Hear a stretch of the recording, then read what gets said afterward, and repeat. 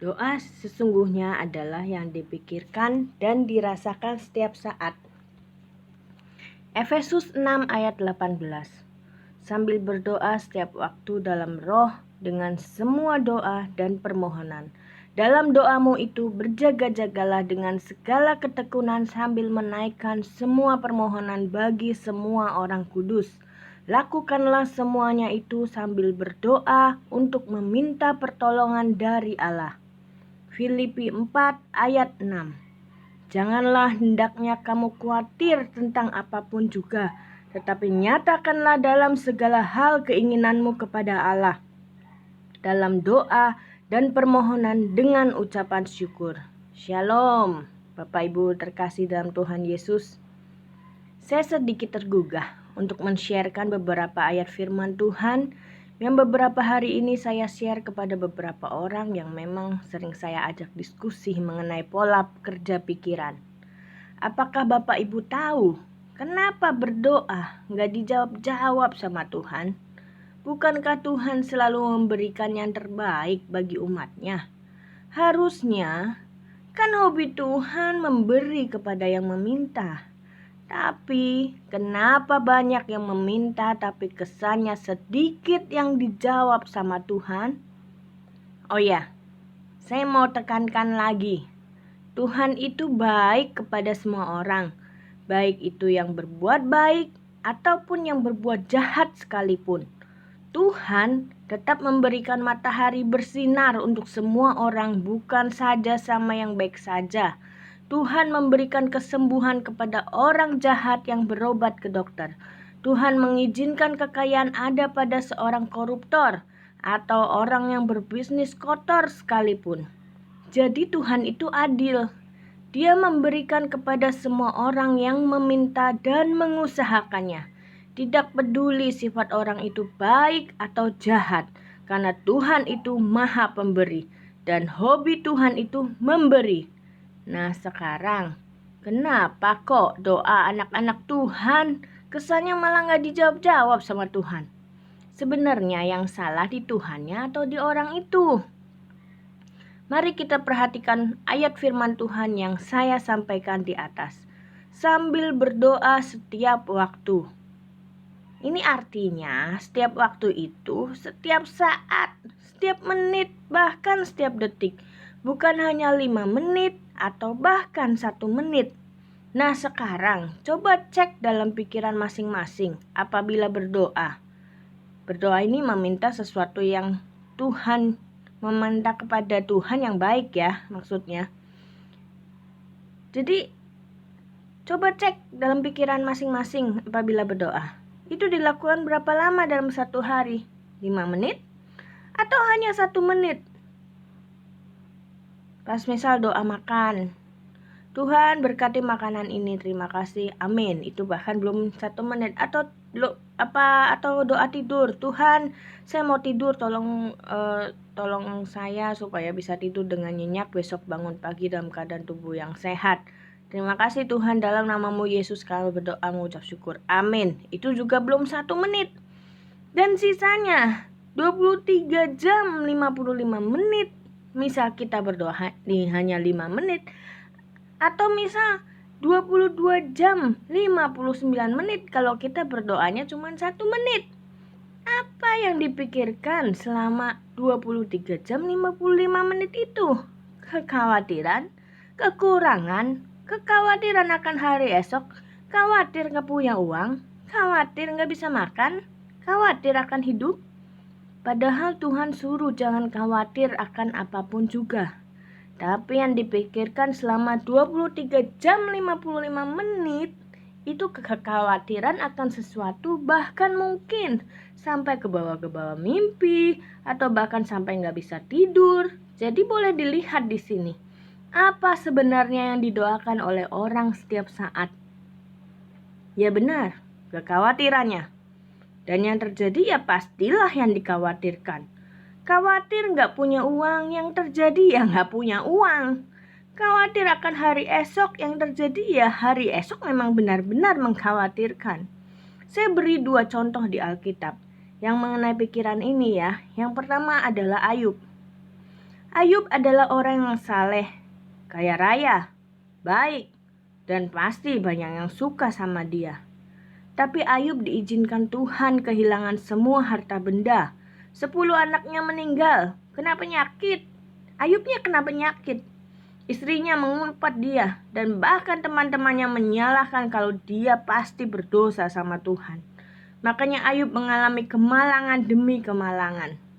Nah, yang jadi pertanyaan, kenapa anak-anak Ayub meninggal semua? Mari kita lihat di Ayub 1 ayat 5. Setiap kali apabila hari-hari pesta telah berlalu, Ayub memanggil mereka dan menguduskan mereka. Keesokan harinya pagi-pagi bangunlah Ayub, lalu mempersembahkan korban bakaran sebanyak jumlah mereka sekalian.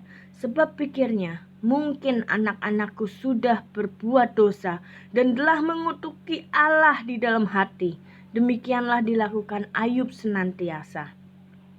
Ayub mempersembahkan korban untuk pengampunan anak-anaknya karena Ayub tahu kalau berdosa bisa dihukum mati. Ayub berpikir akan kematian anak-anaknya kalau berdosa.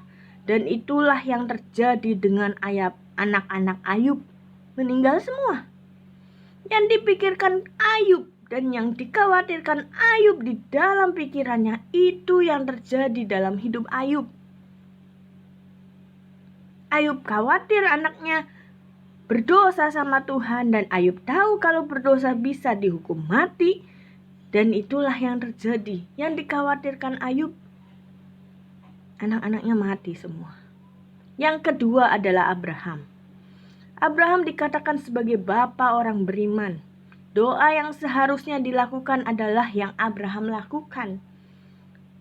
Kita baca di Ibrani 11 ayat 17-19.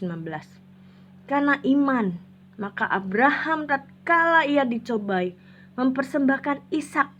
Ia yang telah menerima janji itu rela mempersembahkan anaknya yang tunggal, walaupun kepadanya telah dikatakan keturunan yang berasal dari Ishaklah yang akan disebut keturunanmu.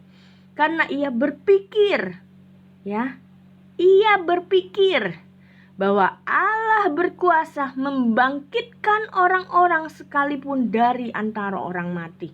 Dan dari sana ia seakan-akan telah menerimanya kembali. Abraham ketika harus mempersembahkan Ishak, Abraham hanya berpikir bahwa anaknya pasti hidup karena Allah sanggup menghidupkan. Dan seakan-akan telah menerima kembali. Jadi, sepanjang perjalanan Abraham mempersembahkan Ishak, yang Abraham pikirkan adalah Ishak pasti hidup. Dan itulah yang terjadi dengan Ishak. Ishak tidak jadi dipersembahkan. Ishak tetap hidup sesuai pikiran dan keyakinan Abraham. Oleh karena itu, doa yang sesungguhnya adalah yang dipikirkan dan dirasakan setiap saat dan sepanjang hari. Bukan yang diucapkan hanya 1 menit atau 5 menit. Jadi jangan heran kenapa doa gak dijawab. Bukannya gak dijawab, kan yang diminta kekhawatiran setiap hari. Dan itulah yang dikhawatirkan itu yang terjadi.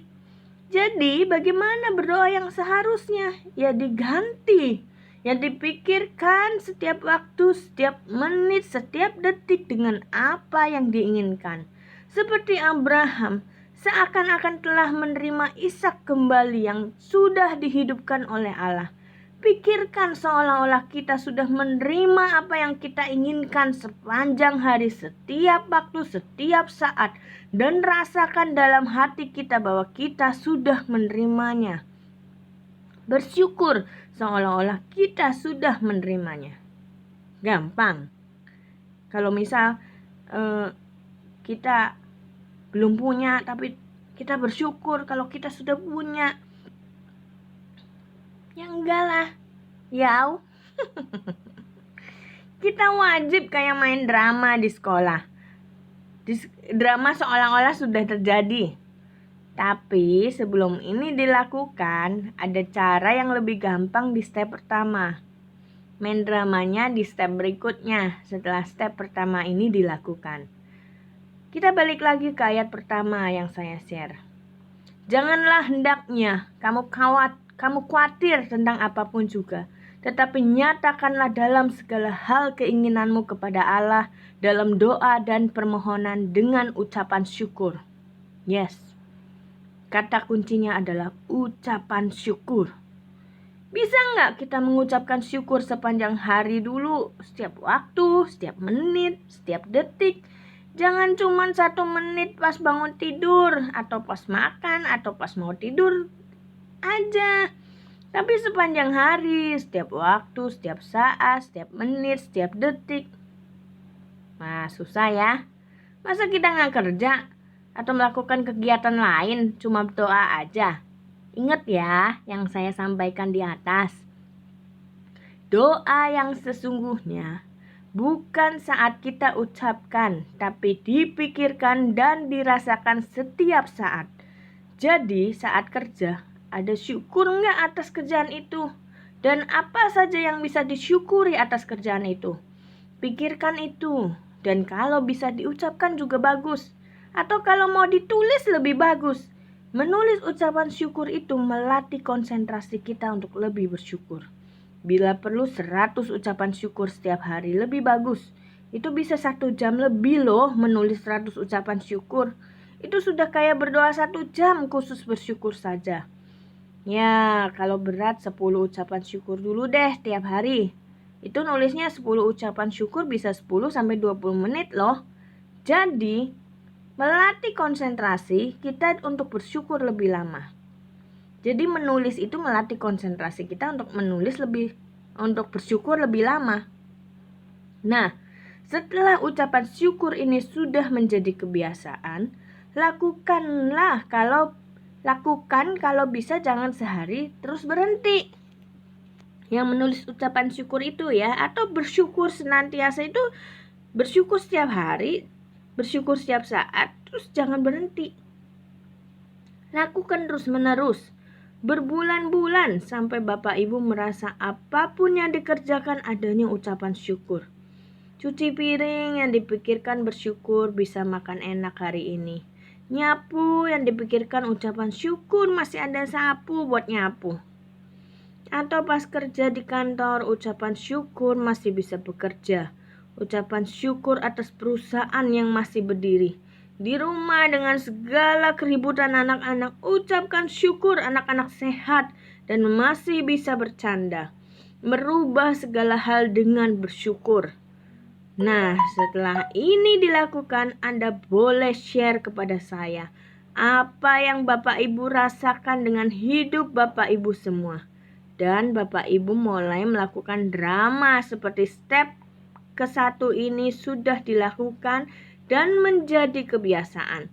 Dengan seolah-olah doa yang diinginkan sudah dijawab. Contohnya, bisa dengan tulisan yang ditempel di tempat Bapak Ibu sering lihat.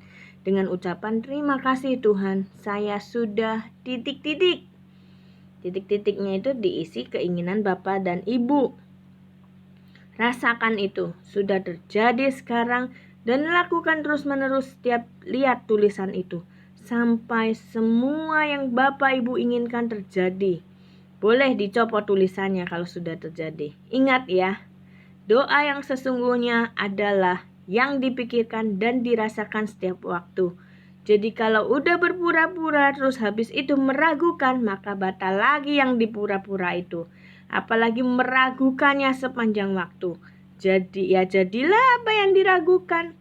Sebenarnya drama pura-pura itu identik dengan iman. Ya, cara praktekkan iman salah satunya dengan begini. Merasa sudah terjadi dan diterima, walaupun itu belum terjadi. Dan tentu saja ada usaha ya Bapak Ibu. Gak ada kebetulan di dunia ini. Siapa menabur dia akan menerima. Menabur pikiran yang baik akan menerima pikiran baik. Bekerja maka akan menerima upah. Kalau hidup seseorang itu beruntung, kelihatannya beruntung, sebenarnya ada hal-hal yang lain yang dia tabur juga. Kenapa dia beruntung? Jadi, hukum tabur tuai juga berlaku di dalam setiap aspek yang kita doakan. Itulah mekanisme pikiran yang selama ini saya praktekkan dan banyak orang lain sudah praktekkan. Silakan Bapak Ibu mencobanya dan membuktikan bahwa Tuhan itu sebenarnya hobi menjawab doa. Asal ya doanya setiap waktu, setiap saat, bukan 1 atau 5 menit mengucapkan terus 23 jam 55 menit membatalkannya, dan disertai dengan iman dan perbuatan untuk mewujudkannya. Selamat mencoba Bapak Ibu, Tuhan Yesus memberkati.